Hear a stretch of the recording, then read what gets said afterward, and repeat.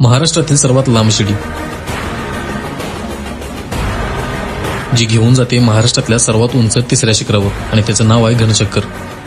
जायचं होतं एकीकडे आणि पोचलाव दुसरीकडे. रस्ता चुकलाव आणि पोचलाव एका गावात आणि तिथं भेटलं हे आजोबा. त्यांनी सांगितलं इथनं घनचक्कर आणि भैरवगड जवळ आहे. मग काय आता म्हटलं तिकडेच जायचं. खरं जाता जाता बाबांनी सांगितलं इथं बिबट्याचा वावर पण जास्त आहे.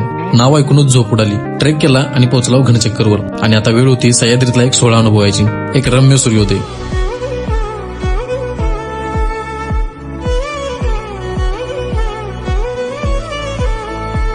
जसं जसं ऊन वाढायला लागलं तसं तसं बबलू पण डोलायला लागला. मध्ये पाणी दिसलं.